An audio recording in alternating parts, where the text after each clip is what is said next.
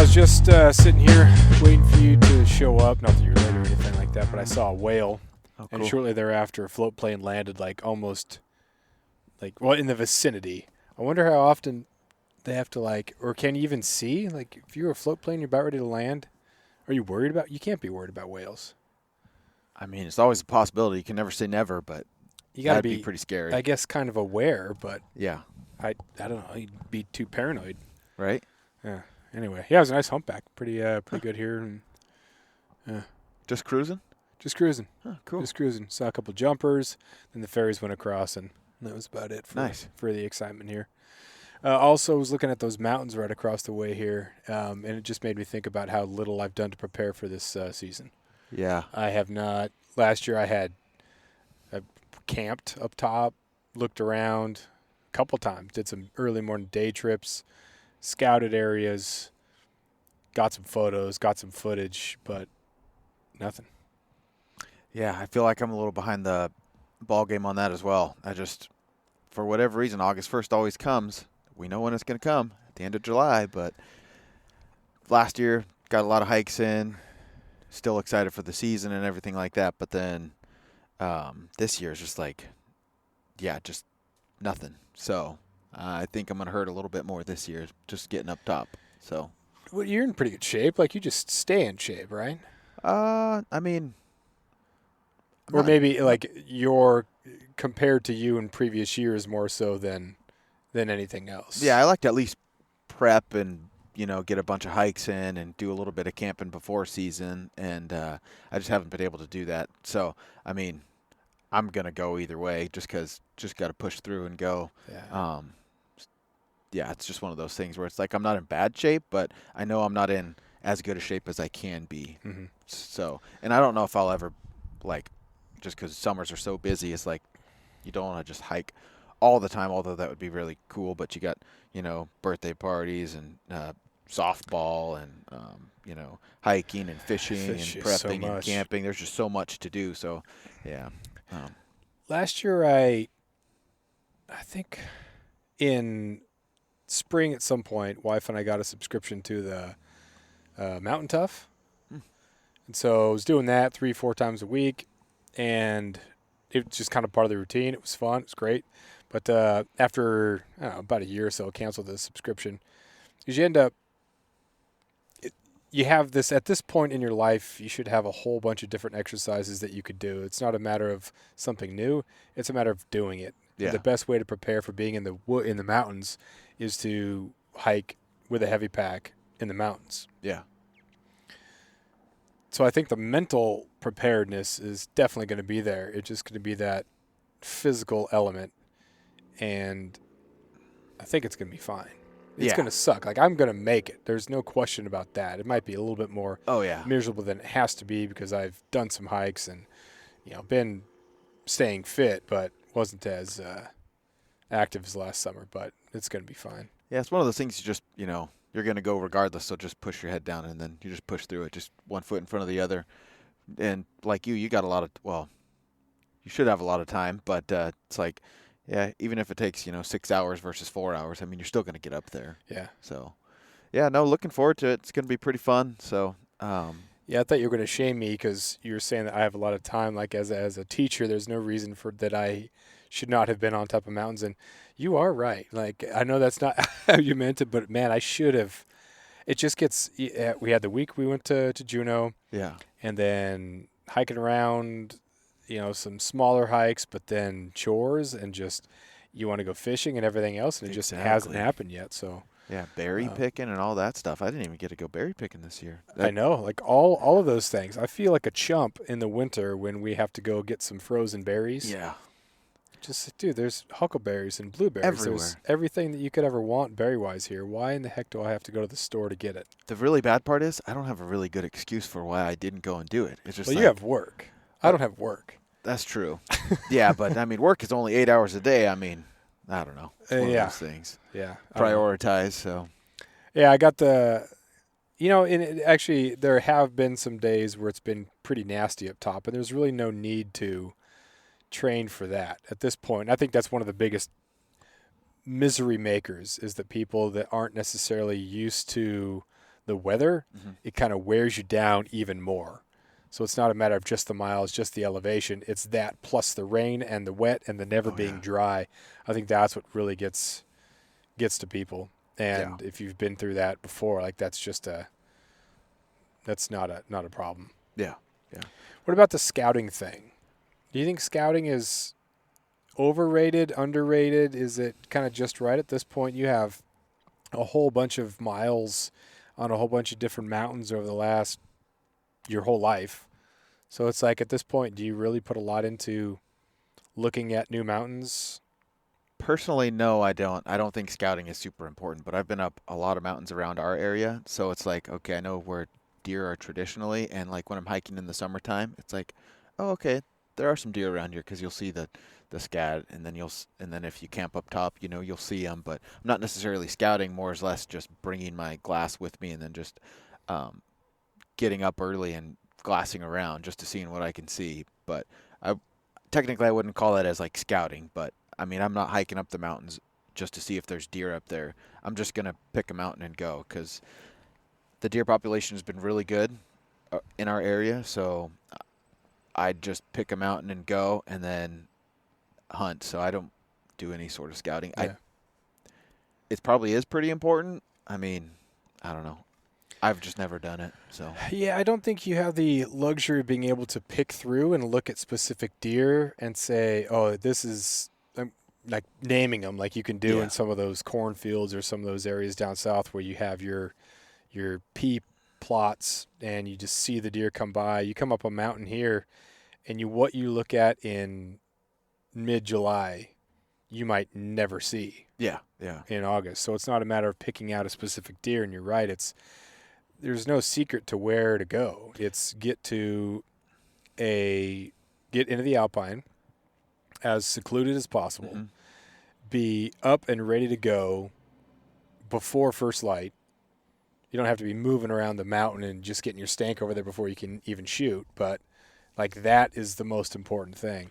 I yeah, kind of ran a Prince of Wales program when I first moved over here and like went up Brown Mountain Road and was looking at those muskegs during rut, hmm but it's like that thing it didn't really that's kind of you find a muskeg and you hmm walk around it because there's going to be at least a deer or two there, but that's like a Prince of Wales mindset. And yeah, so after a while, I thought, no, this thing gets absolutely hammered, and there's probably no deer.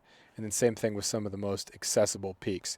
That said, some of the ones on the road system here, you can get bucks, but there's going to be a lot of people.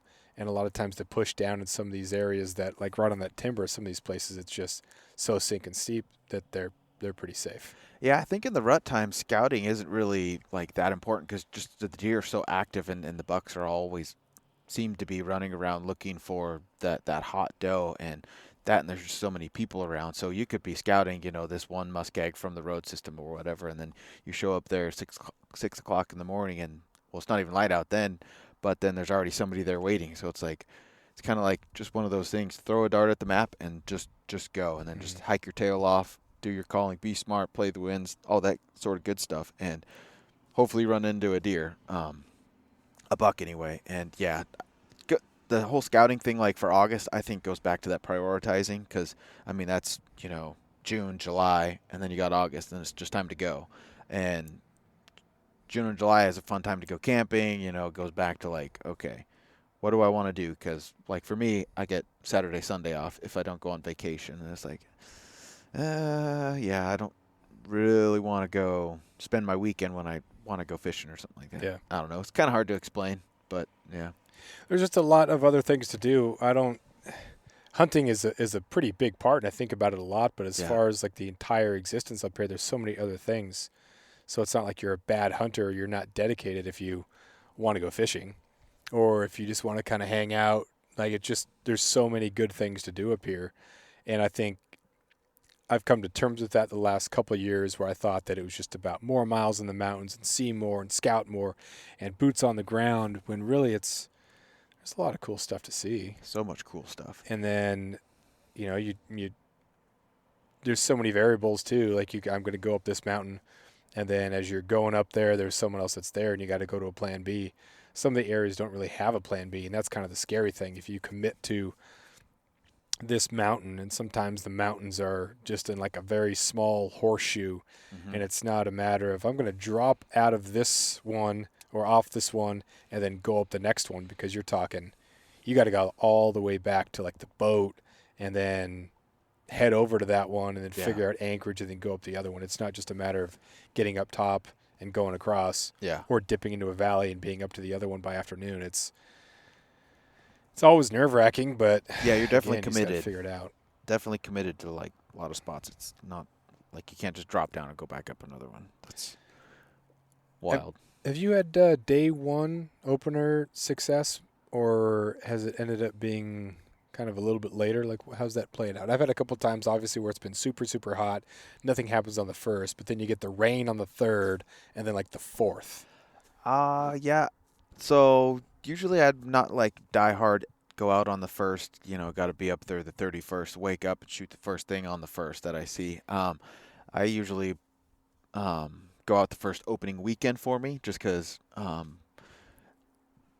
don't think it's that important to be out there on the first. There's a lot of diehard guys out there that go out on the first and they got to shoot their buck on the first, but I'm just like the first opening weekend that I can go, I'm going to go. And usually, I just don't go hunting with by myself, so I'll go out with friends or a brother or something like that, and then somebody will shoot something in the group, usually on the first. So usually we're coming down with something. Last year my brother got a buck, and then um, my buddy shot at a buck, and then long story short, we only came down with one.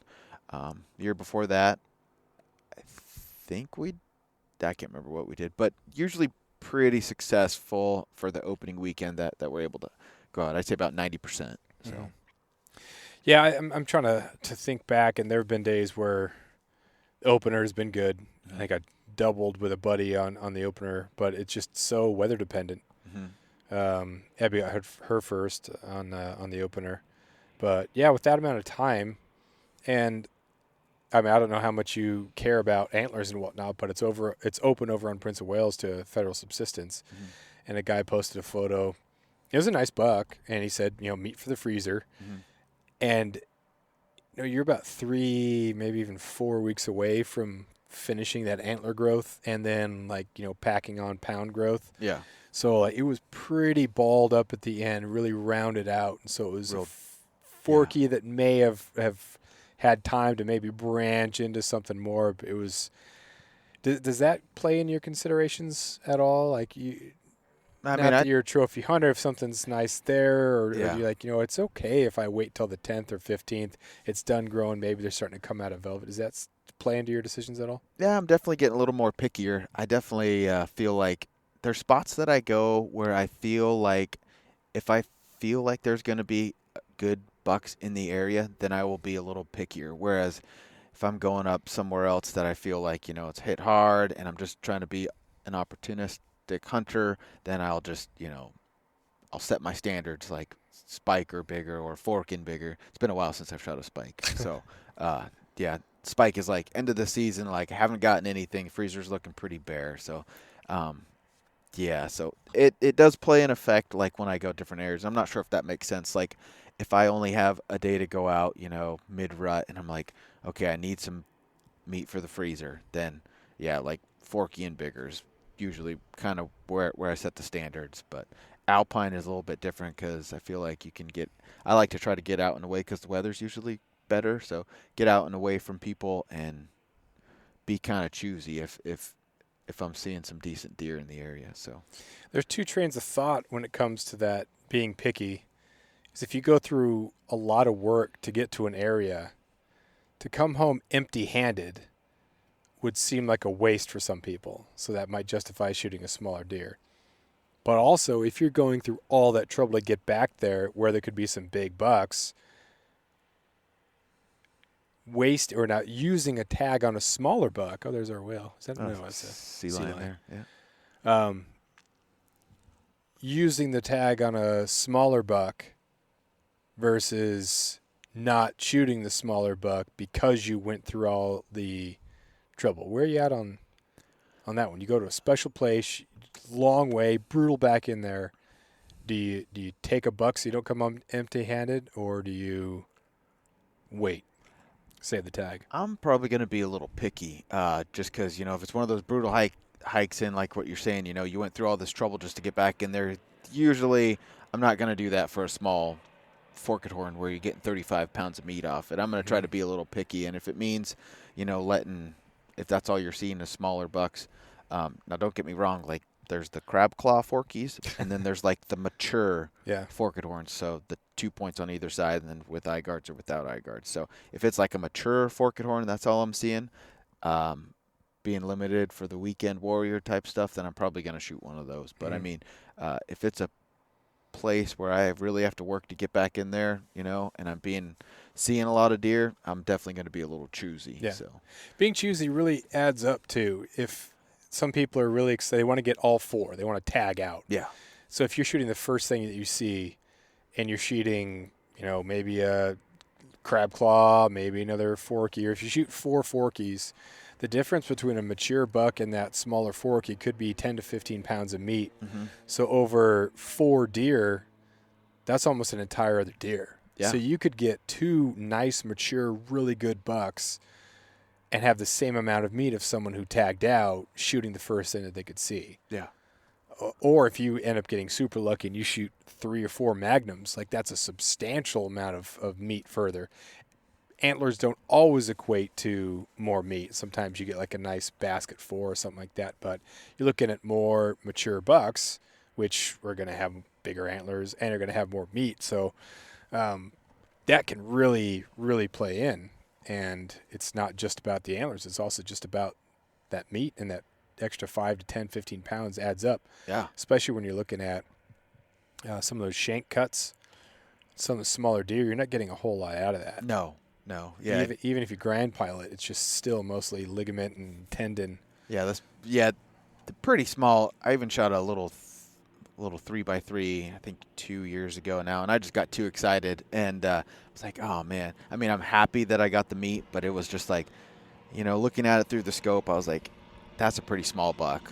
Yeah. And it was the first night, but I just got excited, and I was like, at least I'm coming home with some sort of meat. But then my buddy, he shot an absolute tank, and I was like, man, if I would have just waited, not saying I would have shot an absolute tank, but it's like not shoot the first thing we see type of thing. And you got to work to get back in there. So I was like, sometimes the excitement gets the best of you. But Yeah. When you're coming home and you're having an entire backstrap as a meal, yeah, that's a little depressing. I mean, it's super tender. It's delicious, but when they're like less than when they're like a golf ball round, it's like, yeah, that's pretty small. yeah. But I don't know. It all just ends up being what it is. Some years are big buck years. Some years are not. Some years, you have to wait till rut to get them, but that's another thing. It's not like us being that we have such a long season, being that we can get 4 deer, there isn't that same desperation. It's more, Yeah. I want to do it. It's going to be fun. It's going to be exciting, but it doesn't have to happen. I can Yeah. still have a great summer. I can still have a great late summer, early fall, even if I don't get a masher buck. Yeah, and so like for me this year, and I haven't actually put too much thought into it, but for me this year, I'm taking the 2 weeks off to go up north, and my August trips are going to be limited because I got to balance life and hunting and time at home, that sort of stuff before I leave for that amount of time. So I might be a little bit more picky and might just go for those harder to reach spots just to try to find a bigger buck, just because. I got a moose hunt planned in September, so there's a lot of meat on moose. Yeah. Are you even really thinking about deer, or is it kind of an afterthought? Because like moose is on the front burner, and deer is like, yeah, it's gonna be fun. I'm gonna go up. I really enjoy that, but man, moose is taking all the attention. No, I absolutely love deer hunting, and I don't think I will ever stop deer hunting. Like, I hope that when I get older, I can still, charge up the mountain and I can still hunt deer till as long as I can. So I'm still very excited about that. But at the tail end, I mean, September's such a fun time to be in the mountains, like anywhere. And so I think I'm just, like for this year, I'm going with my brother. I don't know where we're going to go yet. And he gets first first dibs on whatever he wants to shoot if we see anything, and then it's like, okay. And then I just feel like I can be a little pickier, but I'm equally as excited for both. I just excited to get out there, pretty much. Yeah, are you really equally excited for both? I mean, moose, like that's a whole nother ball game. Like I was excited last year for deer, but just being a packer on the caribou hunt, I was like, dude, this is going to be so epic. Yeah. And I enjoy deer hunting, but man, even just packing for caribou definitely was the highlight. Oh yeah. Well, I mean, it's like different. It's different kind of excitement. So I've never been moose hunting. I've seen moose, but I've never actively hunted moose. So it's like just different kind of excitement. I'm excited for the adventure. I'm excited to stay out there, Red Cliff, and try to go call a moose, and just being in a different area where I've never been before. But I'm like, come back to August. August 1st is always like that. Okay, that spot is marked on the calendar, every single year, because I don't always get to go moose hunting or do all that stuff. So it's just like August 1st is kind of like the start of it, and it just feels good to get out there. Yeah, after I taking a do. break.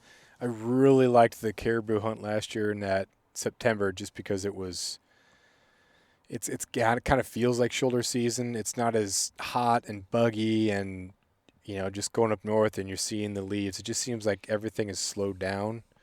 The daylight is less, so you're not getting up at 3:18 in order to make sure that you're good to go for first light. Even down here, hunting into September, going up in the alpine is a lot of fun, just because, again, the bugs are a lot less ravenous. You got the color changes, just a great pace. You got hardhorn deer that are around, and the frantic nature of the first couple weeks is worn off, and September is just a really fun time to hunt down here. And then up there with all the deciduous trees, man, it's just yeah, it was awesome. What time are you going this year? Is it still the first? So we're leaving here the 7th, and when we're coming back the 22nd. So hopefully, weather provided, we're flying out of the field the 8th out of Fairbanks. So still working on some logistics and stuff like that. All the stuff you don't think about until after you shoot an animal and you're not at home. So it's a little bit harder to, get the meat cold, get it. Yeah. What are you going to package it up in, and where are you going to stay when you get to town, and how are you going to get around, and all that good stuff. So it's still working out those small details and talking with the pilot and stuff like that. But so maybe you can Airbnb with a host who shot a 16-year-old sheep. Maybe. Yeah, maybe. Yeah, I totally forgot about that guy. Oh man, there's so many memories. We can preview the moose hunt as it gets closer. Yeah, that'll be fun. But what's kind of the best part of the deer hunt? Like I like when I wake up kind of before the alarm, and so it's like those 10 minutes, and right before you unzip the tent, when you could feel that it's not raining, it's not windy, and you just have this anticipation of, man, you're going to unzip, and in that that low light of the pre-dawn hours, and you're just going to unzip, and it's just going to be still and quiet and on, and you just assume there's going to be a buck anywhere. Right. They're not going to be everywhere, but it can be anywhere, and you're just quiet, and you're looking, and it doesn't matter how poorly you slept. You just have some water, have a bar, and then it's on. Like I love that initial moment.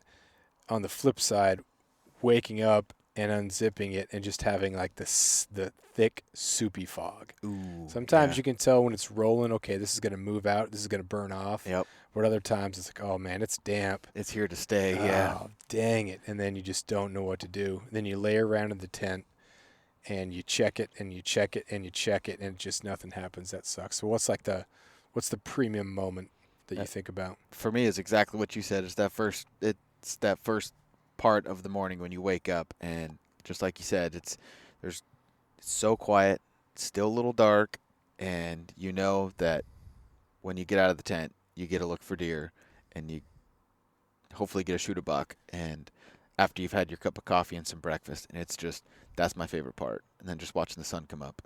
Do you have your breakfast before?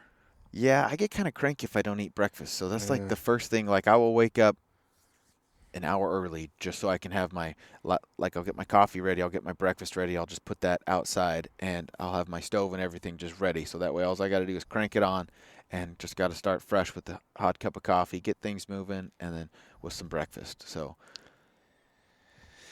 yeah, I tend to just be too excited. I go for it. So then at like 8:15, I'm just dragging, yeah. and I'm just so tired because I don't have enough water in me. I don't have any food in me, so I try to get a bar down in water. But yeah, I need to do a better job of kind of running the process and not being as frantic. Just taking that extra little bit of Mhm. time, get the warm meal.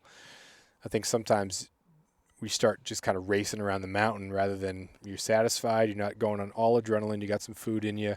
You're a lot more relaxed. I think that's something I should probably do this year. But Yeah, and it doesn't even have to be a warm meal for me. Just the part that I like is just like a hot cup of coffee, and whether it's a double pack of whatever kind of coffee you got, or and then just like some cold cereal or something just to really get the day going, something yeah, to get in your belly.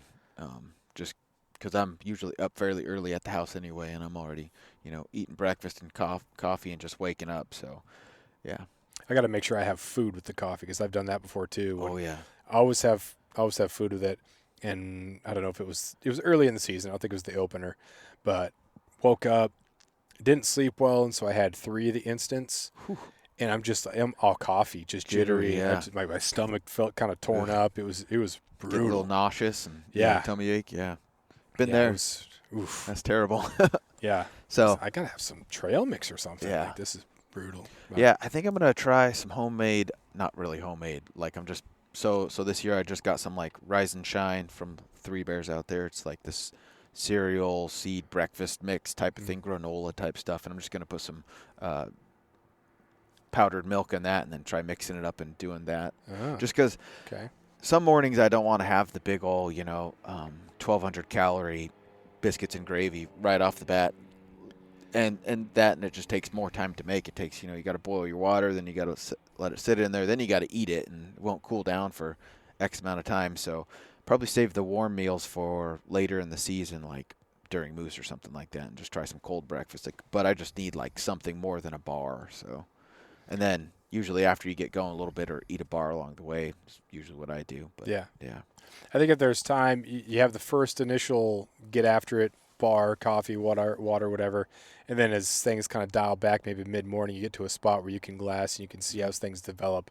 That tends to be where I then take a little bit more time. I'm out, I'm looking, but then I'm eating a little bit more. yeah, I have this fear that if I'm going to have a good breakfast while I'm waiting for the 800 calorie, like you said, biscuits and gravy or whatever to reconstitute, like feel like you're missing something. yeah, Or if you're trying to get stuff together to boil the water and then you pack it and then you're going to walk up to the knob with it and then you're going to eat it while you glass, like it might be go time. yeah, It yeah, might not be, hey, we're going to hang out a little bit and we're going to look through the glass. It could be there's a buck on the way to get in that spot. And I think that's part of I've been surprised a couple times.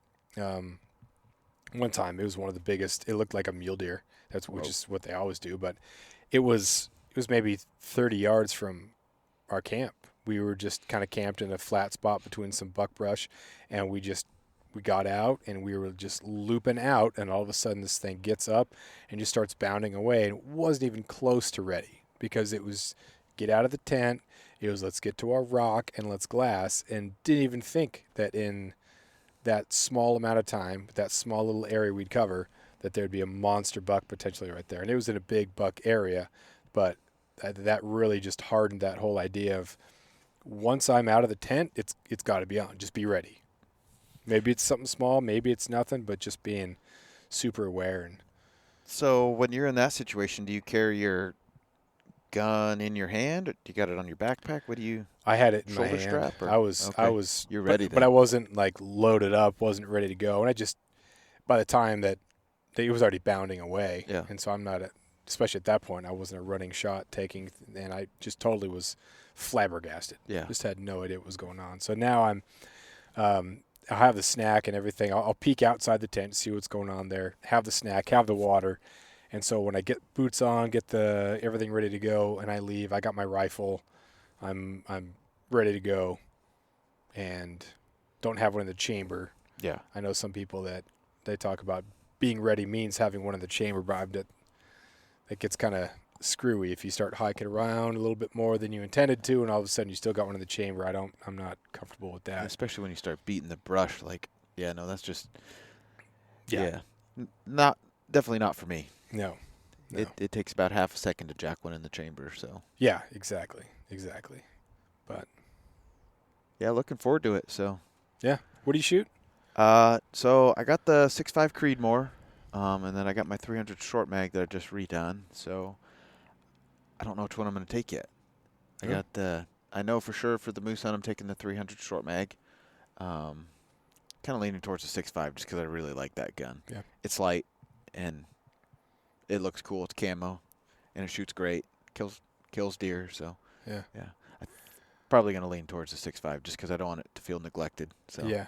Yeah. I was at the range yesterday, I guess it was, and I don't know if this happens to you, but every time I unload my rifle, the cartridges go in my pocket rather than back in the case. Like when you're at the range? No, like from hunts, sorry. Okay. So by the end of they don't go back in the box, and I don't have like a specific case, or they don't go in like the carrying case that I have. So I by the end of the season, I have like 11 rounds, 12 rounds, 15 rounds, whatever, that I've brought home in my pocket or some pocket, and then it just gets put in this like pile. So I'm looking at, it's all 270, but I'm like, gosh dang it, this is stupid, because is this a Hornady 145 Precision Hunter? Is this what's the other one I shoot? The Remington stuff. My gun doesn't like the Remington. The core locked stuff is absolute trash. That's cheap ammo. Yeah, but Federal? Yeah, the Federal Fusion. We picked up a bunch of those when we were down in Wyoming, some 130 grains. So I was shooting them yesterday, just kind of not knowing. I got 3 that were, I could tell they were from the same manufacturer. So I had like a guess. It was either going to be a 130 Hornady or a 130 Remington or a 130 the Precision Hunter, or 145 of the Precision Hunter. But I just felt sloppy and disorganized. Yeah. That I had so many different, and it's still a 130 grain, but your Hornady could shoot different than are you meticulous about making sure stuff goes back in the right box? You know what it is? I try to be, but I'm not very good at it. Where my extra bullets always end up is in my either one side or both sides of my bino harness, because I got these little pockets. I got the little Alaska Guide Creation, I think, and it's got those 2 zip-up side pockets, and for whatever reason, they always get stuck in there just because I always have that on, and it's just easy enough just to pull a couple bullets out if I need it and then put them in the gun. But, yeah, they always get ended up in there. So empty spent brass usually gets in my pockets, but I'm usually pretty good about taking that out. So, how many different loads do you shoot throughout the year? Like, have you found one load that you practice shoot, and then you hunt with it, or what are you doing? For my 6.5 Creedmoor, I found one bullet that it likes a lot.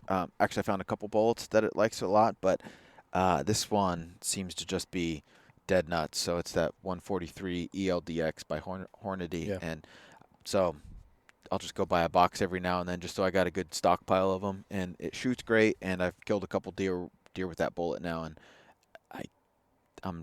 I don't even want to like try a different bullet. Yeah. So like when I was first shooting the gun, I got a couple different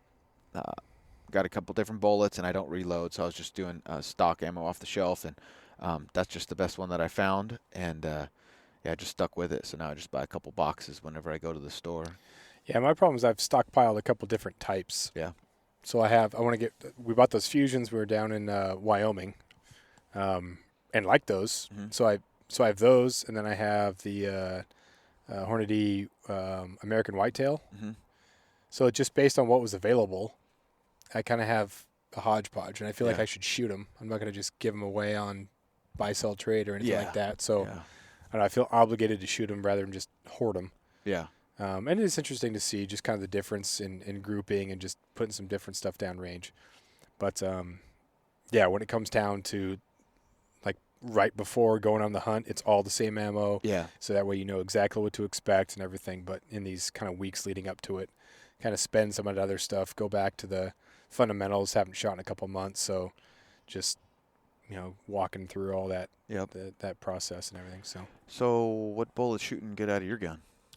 That 145 Precision Hunter. Yeah. I just tend to get much better groups. Feel really good about it. And that's the ELDX bullet? Yeah, super expensive. Was it $50 a box or something like that? Yeah. But yeah, it's pretty nice. The Fusion shoots pretty well, and like the Hornady's, the American Whitetailers are pretty good too. The only ones that I haven't really been able to figure out are the Remington ones.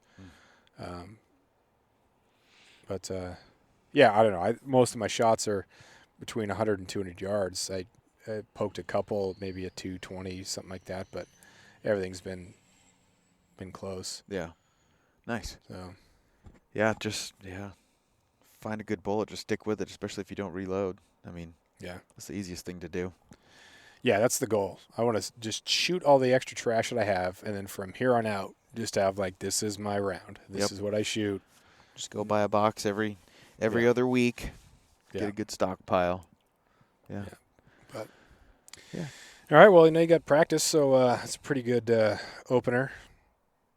Preview for the opener. Looking forward to it. Yeah. Looking forward to hearing the stories. Yeah. Hopefully it's a good story, and then we'll definitely do a moose preview as you get closer to that. So still don't know where I'm going for the first, so we'll see. I think you got an idea of where you're going. Yeah. I got an idea. Nice. So yeah, that'll be a fun trip. Yeah. It'll be a way fun trip. Yeah, brother and nephew are coming up, so it'll be their first hunt. Nice. It's kind of scary that I'll have the most experience. Oh, yeah. I'll have to make the decision. Sometimes that's good.